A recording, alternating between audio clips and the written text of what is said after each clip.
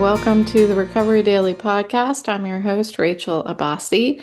I'm a grateful recovering alcoholic and stroke survivor. I'm still plugging away. I am still getting through each day of this move, but I am absolutely slowing down. I have gotten to the point, and I share this simply because I want to always share what my experience is like post stroke. And this is a perfect example of how, if any of you have some big event coming up in your life, like, just acknowledge that it takes a lot more out of us than we realize it's going to. Especially those of you who listen who are stroke survivors. It doesn't, it's like, I wanna, I wanna believe that I'm the same person. I wanna believe that I have the same energy and the same stamina, and I just don't. It's fascinating though to like be inside this body that mentally I feel like I can still do things that physically I can't do. And I am reminded of that every day. I keep pushing through this. Uh, Throughout my stroke recovery, those of you who have been listening and been along on this journey with me, it's been it's been a long road for me to keep practicing acceptance or getting to like a state of permanent acceptance that my stroke actually changed my life and that I'm not the same person. I'm the same, I have the same heart, and I have the same insanity between my ears, but my body has changed in a lot of ways. And just like in sobriety, I'm the same person. I have the same heart, and I have the same insanity between my ears, but um, I I'm aware. I'm so much more self-aware of where my insanity can lead me. And in stroke recovery, that idea that I can do the things that I used to be able to do is a bit of insanity. It really is, because I keep proving to myself that I can't. And that's how it was in sobriety. I kept drinking. I kept trying to prove to myself that I could do it, that I could drink like other people, and I couldn't. Um, so the world before I stopped drinking was like, I heard this morning it was gray. It was just all different hues, I think that's the right word, of gray. And sobriety has slowly created a colorful world out of that gray.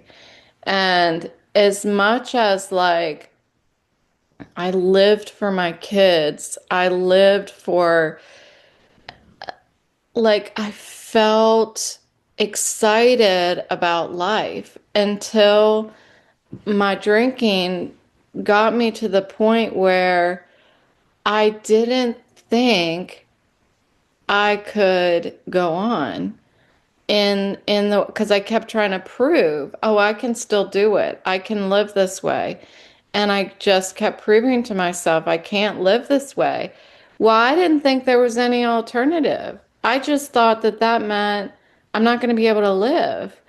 But that's not true. And I hear that in my meetings when people have relapsed. I hear like, I can't do it anymore. And I want to just continue to share my experience, strength, and hope that you can do it.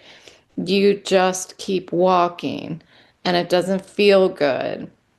And it feels like you can't do it, but you just keep walking. You keep putting one foot in front of the other. You keep hearing the principles of the program. And as you walk through life, you start matching, oh, this principle matches to this experience. And you live through it and you learn from it. And then you keep walking till you get to that next hard thing. And then you remember from your meetings, this principle, this step, I can apply to this situation. And you walk through it and you learn from it. You know, those small daily events in my life, little interactions that happen with people, places, and things, when I can match up some sort of tiny little tool that I used in the program to that experience, and I can like work through it, you know, like dough. I can just work through it and I end up coming out of the other side. And it keeps me steady. It keeps me from falling over. Um, Also, I was, this morning, a lot of people were talking about their relationship with their kids and how it's been going from a life of drinking to a life of sobriety and everywhere in between, the struggle in between where one can be relapsing and getting into that state of like, and I know this all too well, like my kids are never going to be little again. I'm never going to be able to be the mom that today I know I could have been if I wasn't drinking. That's true. I can't do that. I can't go back and be the mom that today I envision I could have been for my kids. But what I can be is the mom that I envision they need today. And I can be their best friend. And that is so fun. And today, like, my kids call me when they have exciting things happening. They call me when they have sad things happening and scary things happening. They call me. And it makes me just absolutely overjoyed when I see the phone ring because they want to talk to me. They want their mom, they need their mom. And today I can be the mom that I envision they need today. Um, Drinking made that for me, like when what could have been, and I don't like to think about what could have been, but like when I was in the parenting and drinking, I felt like I was right there with all of their joys and their sorrows, and I was. But there is another layer. There's another layer of presence that I get to have today. And sobriety injects that deeper meaning into everything in my life. And I see my ability to create memories and I see my ability to take snapshots and remember those and have them be things that I can take with me, stick it in my pocket when I want to feel the joy, when I want to feel the excitement of the memories that I have with my loved ones and my kids. I get to just pull them out of my pocket. I couldn't do that when I was drinking. I couldn't remember things. Um, I remember my I remember my kids like telling me things, mainly my daughter. And it seems like I talk about my daughter a lot more than my son here. At least it feels like that. I think that's really because my daughter used to talk a lot more than my son. I know you've seen her come on the show, and she's not terribly outspoken, but when she was younger, she was absolutely, she loved to talk. And so she would communicate things to me that maybe my son was thinking and didn't actually say. But I assure you that many of the experiences that I articulate here with my daughter are very much something that happened with my son as well. But a lot of that was more feeling around than talking around, if that makes any sense. But um, I I remember my point being that like I remember my daughter bringing things up that we were planning to do something maybe in the today or tomorrow or something like that, and I'd be like, you never told me that, or I don't remember that, and she's like, Mom, I told you that. Like my son wouldn't say that. My son would just be like, he would repeat it. He wouldn't say, "I told you that." Mom, I told you that. You don't remember? He would just be a little bit more passive, and she is not aggressive by any means, but she articulates everything.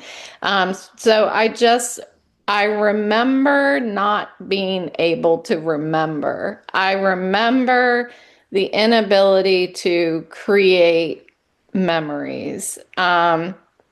And now, practicing these principles in all of my affairs, it prevents me from getting caught up in old obsessions. That was a topic that came up today, is like the insanity. If I practice these principles in all of my affairs, then I can stop myself. I can pause before I get caught in the undertow of insanity, that pulls me under.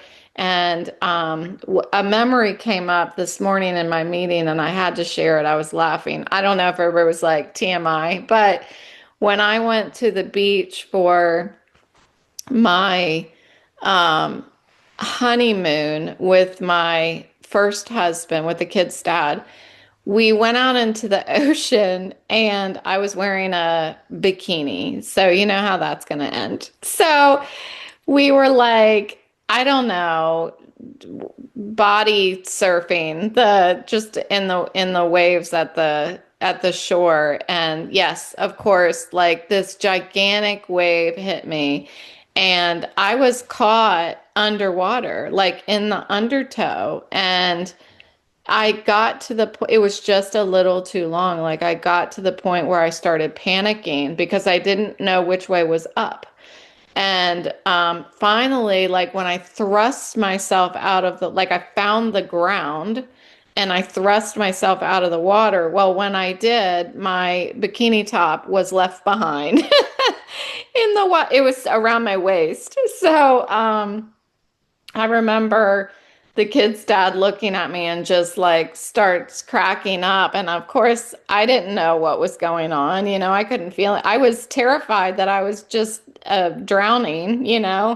Anyway, it really made me think about how similar my insanity is in before I quit drinking and in sobriety. Like when I decide that I get caught up in my obsessions, you know, that self-talk that I can't reason out something that is happening in my life. And I heard this morning, like, I'm insane and I don't even know it. That's the hard part, is when we're caught in our insanity and we don't know we're in our insanity. That's the problem. And so I make a rash decision without pausing. That's why the importance of pausing is there, because if I just react, I make a decision. It's like me diving into that wave with a string bikini top on. I'm going to get caught in the undertow. I'm not going to know which way is up. I'm just going to start spinning. I'm going to start panicking. The anxiety comes in. And finally, when I thrust myself out of that undertow and am like relieved that I'm not drowning, I'm standing there naked because that's what I've done. I've just opened up new wounds. I just really, it resonated with me this morning. Um, Last night I was going to bed and I was doing my prayers before bed. So I got down on my knees and crossed my hands and I put my head in my hands. And I always think of my kids. I picture my kids. And what hit me last night was how grateful I am for my sobriety, because these little things that I get to do for my kids today, I wouldn't be able to do if I wasn't sober. I had the opportunity to buy my son a, I was going to say a new car. It's a new to him car, used car. There's no way that I would have been able to do that when I was still drinking. I was so financially insecure. And that's what the promises told me when I saw them on the wall in early sobriety. Like, you will, I don't even remember how it goes, but financial insecurity will leave us. And I thought, there's no way. I was so in debt. It was terrifying. And today I bought my son a car. I mean, I can't believe it. And yesterday I also bought my daughter a new pair of shoes because you've been watching her on my social media when I get to post about it.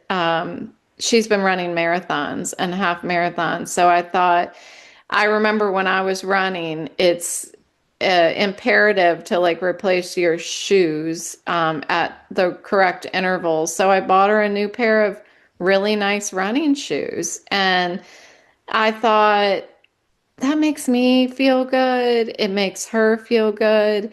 And I wouldn't be able to do that if I wasn't sober. I would still be, who knows where I would be. I don't even want to think about where I would be. But I was also reminded this morning of this moment, and I think I shared about it a while back. This moment where my daughter had come home from the weekend, Bailey, I'm allowed to say her name. Bailey came home for the weekend, and she was getting ready to leave. It was Sunday, so we gave huggies and smooches, and then she turned to walk to her car. And she was walking to her car, and she just was so like just standing up straight, her chin up, and this big gush of wind. It was like a beautiful day. It was in the spring. This big gush of wind like lifted her hair up, and it was just like floating in the air. And I smiled because the wind, I talk about the wind quite a bit. Well, the wind represents for me like the same kind of thing as faith. It's something that I can't see, but I can see and feel the impacts of it in my life. And so, with that in mind, and I saw this wind just kind of carry her hair, I thought, that is God taking care of her, lifting her up and holding her. And that's what parenting is about being able to watch our children fly away and be happy, joyous, and free themselves. So even in when I was drinking and I thought I didn't deserve to be happy, I was destined to crash and burn, as I mentioned yesterday, in my Facebook post. My kids deserve to be happy. And that's one thing that I thought of when I was getting sober. And I get to play a role in that. But I can only play a role in that if I'm sober. Um, I'm just so grateful, and this move, we're moving to a lake house, and it really signifies in a very big way a new chapter of our lives, of our family life. This home, I mentioned, like, I don't have an attachment to it. I feel very much like um, I want to leave it because this home, since I've been here, has been the entire length of COVID because we moved in right when the world shut down.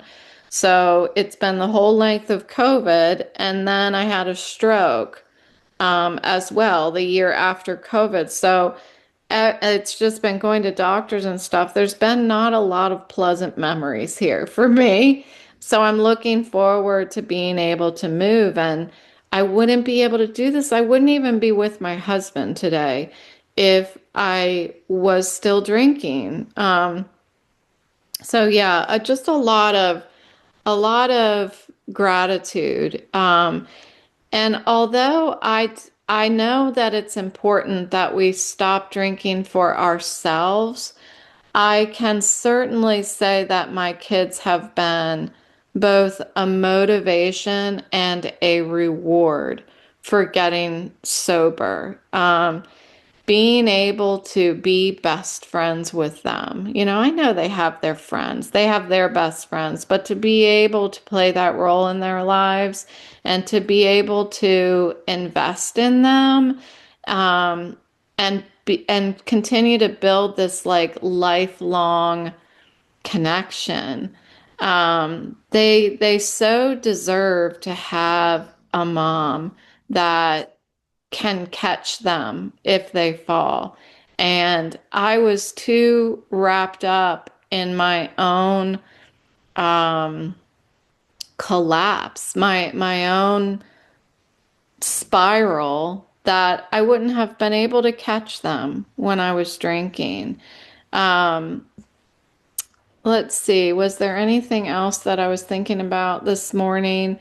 Really, the insanity was it's something that I still definitely have. And like I said, you don't know when you're being insane, you don't know you're being insane until you come out the other side and you're like, wow, that was crazy. That was crazy.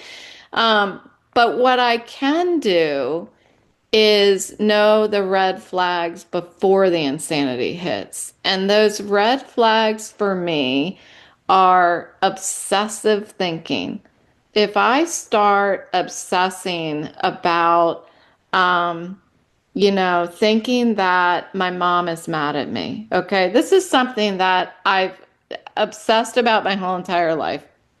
But thinking that my mom is mad at me, for example, if I don't take action right away, if I don't call my mom or tackle whatever it is that I'm obsessed about, it will spiral into something else. It will spiral into some sort of chaos in my head.